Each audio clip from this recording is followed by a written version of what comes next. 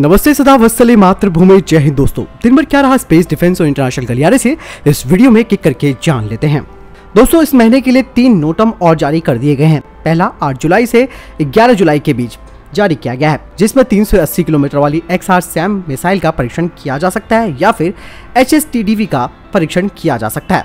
वहीं दूसरा नोटम 12 जुलाई से 14 जुलाई के बीच जारी किया गया है, जिसमें कि 800 किलोमीटर वाली ब्रह्मोस ER का परीक्षण किया जा सकता है। इसके अलावा 750 किलोमीटर वाली न्यूक्लियर क्षमता से लैस शौर्य मिसाइल का भी परीक्षण हो सकता है। तीसरा नोटम 15 से 17 जुलाई के लिए जारी किया गया है, जिसमें कि 322 किलोमीटर वाली रुद्रम 2 एंटी रेडिएशन मिसाइल का परीक्षण हो सकता है।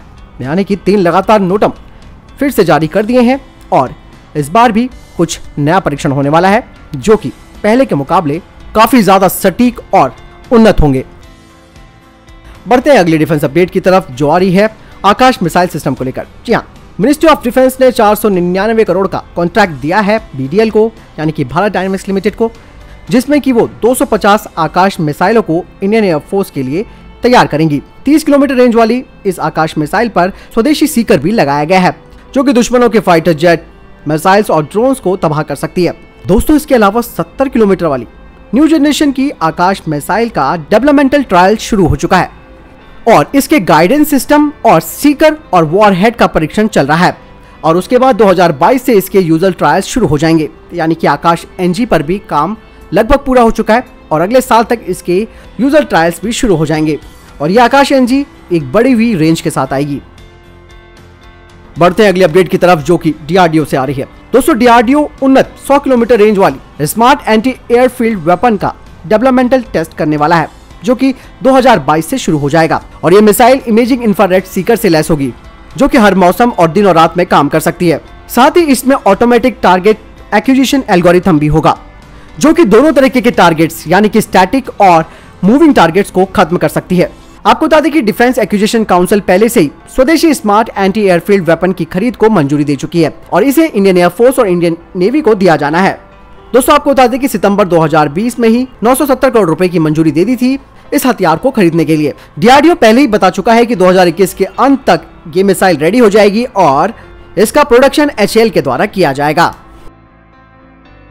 अगली अपडेट की बात करते हैं तो दोस्तों, पाकिस्तान को लेकर आ रही है। एक नई रिपोर्ट में चेतावनी दी गई है कि पाकिस्तान स्थित हैकर समूह ने भारत में अपने साइबर हमले के नेटवर्क का विस्तार किया है। अब वो भारत में दूरसंचार, बिजली और वित्त के क्षेत्र में महत्वपूर्ण बुनियादी ढांचे और सार्वजनिक उपक्रम के हाई प्रोफाइल लक्ष्यों को लक्षित कर रहा है। अक्टूबर 2020 में एक रिपोर्ट भी सामने आई थी। पाक स्थित एडवांस थ्रेट समूह ने भारतीय रक्षा यूनिटों को निशाना बनाया। साइबर सुरक्षा फर्म से ये बात पता चली है कि 2019 से ही पाकिस्तान साइबर जासूसी में लिप्त है, जो कि भारत के बुनियादी ढांचे के PSU को लक्षित कर रहा है। साथ ही रिपोर्ट में ये भी कहा गया है कि ये हमला समूह अच्छी तरह से फंडेड है और जो टारगेट संस्था है उन पे घुसपैठ करने के लिए सक्रिय रूप से काम कर रहा है। संभवतः इसे पाकिस्तान की सरकार का भी समर्थन प्राप्त है, जिसके कारण वो भारत की खुफिया जानकारी चुरा सकता है। यानी दोस्तों, पाकिस्तान की नजर इस वक्त भारत के डिफेंस PSUs पर है और ऐसे में वो जानकारी चुराना चाहता है, जिसके लिए उसने अपने हैकर समूह को और ज्यादा एक्टिव कर दिया है। ऐसे में भारत को और ज्यादा एक्टिव होने की जरूरत है और अपनी साइबर सुरक्षा को और मजबूत करना होगा, भले ही इसमें देश या फिर जो अपने मित्र देश हैं उनका ही साथ क्यों ना लिया जाए। ऐसे में दोस्तों, इजराइल और अमेरिका साइबर सिक्योरिटी के काफी माहिर माने जाते हैं, तो भारत इनकी मदद ले सकता है और पाकिस्तान के द्वारा वित्त पोषित यानी कि ये फंडेड जो हैकर ग्रुप है इसको जवाब दिया जा सके।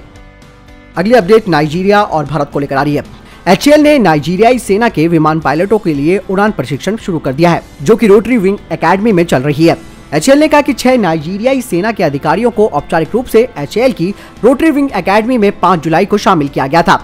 यानी दोस्तों, अभी हाल ही में अपडेट आई थी कि Mi-35 हेलीकॉप्टर्स के बदले नाइजीरियाई सेना भारत के LCH को खरीद सकती है। तो ऐसे में प्रशिक्षण चल रहा है, तो कहीं ना कहीं बात भी बनेगी और ऐसे में ये भारत के लिए बहुत अच्छा मौका भी है कि अगर भारत नाइजीरिया को कन्विंस कर सका तो भारत के लिए ये पहली एक्सपोर्ट डील हो जाएगी हेलीकॉप्टर की।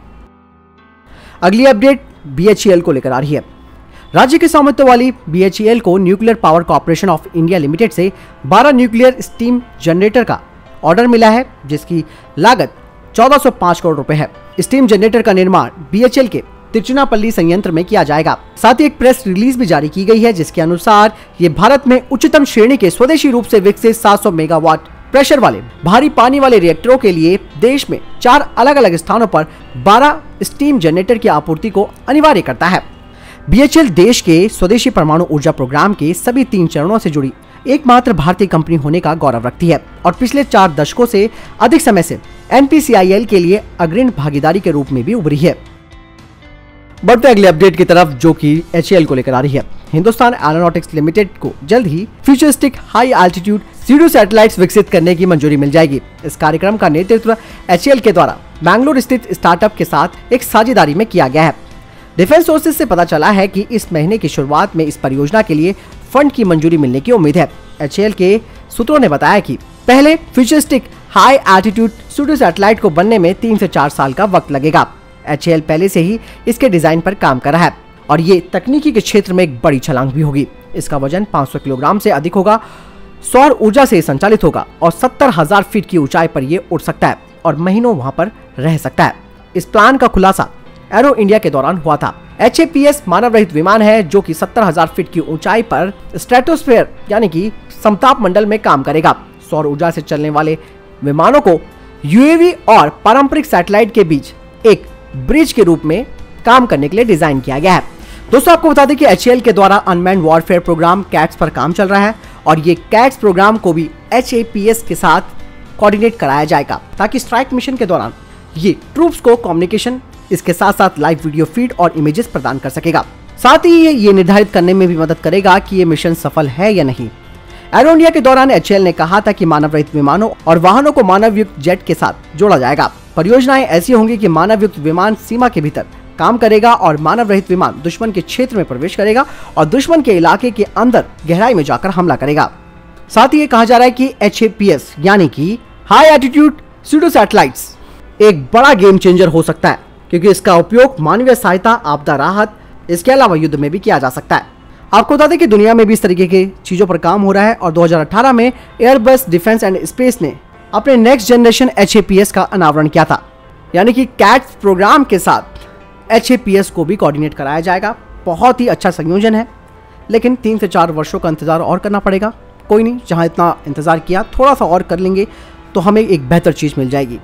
और साथ ही साथ भारत 5.5 जनरेशन के प्रोग्राम पर भी काम कर रहा है, तो बहुत सारी चीजें जो टेक्निकल एनहांसमेंट है वो भारत को आने वाले समय में मिलेगी।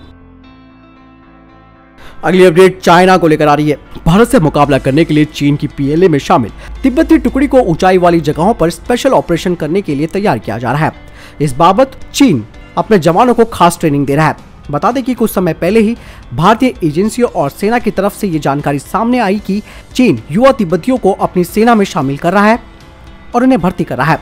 डिफेंस सोर्सेज का कहना है कि चीन तिब्बत के लोगों को तभी अपनी सेना में शामिल करता है जब उसे यकीन हो जाता है कि वो चीन के प्रति वफादार हैं। इसके लिए इन लोगों का कई बार टेस्ट किया जाता है। चीन की सेना में शामिल होने से पहले किसी भी तिब्बती को मैंड्रीन भाषा सीखना और प्रैक्टिस करना उसकी सबसे पहली शर्त होती है। यही नहीं, इसके अलावा चीन अब भारत की नकल करते हुए एक ऐसी स्पेशल फोर्स बनाने की कोशिश कर रहा है जो ऊंचाई वाली जगहों पर लड़ाई में महारत है। आपको बता दें कि भारतीय सेना में ऊंचाई वाली जगहों पर सेवा दे रही सेना की टुकड़ियों में कई तिब्बती शामिल है, यानी कि भारत के स्पेशल फ्रंटियर फोर्स की तरह ही चीन अपने इन तिब्बती सैनिकों को तैयार कर रहा है। भले चीन इन तिब्बतियों को अपनी सेना में शामिल कर ले, उनका लाख परीक्षण भी कर ले, लेकिन उनके अंदर जो उबलता हुआ खून है उसको तो चाइना चेंज नहीं कर सकता, क्योंकि आज भी तिब्बती लोग अपनी आज़ादी के लिए लड़ रहे हैं और उनके अंदर वो चिंगारी अभी भी है। लेकिन चीन अगर इस तरीके से इनको ट्रेनिंग देता है, भले ही शामिल कर ले, कहीं ना कहीं ये गुस्सा तो फूटेगा और ये उल्टा उस पर ही भारी पड़ेगा। तो दोस्तों, ये थे अभी तक के टॉप डिफेंस और स्पेस अपडेट्स। वीडियो के संबंध में कोई प्रश्न जवाब है, आपका कोई सवाल है, आप कमेंट सेक्शन में लिखकर जरूर पूछ सकते हैं। बहरहाल इस वीडियो के लिए इतना ही, मिलता है नई वीडियो के साथ। ध्यान रखिएगा अपना। जय हिंद, वंदे मातरम।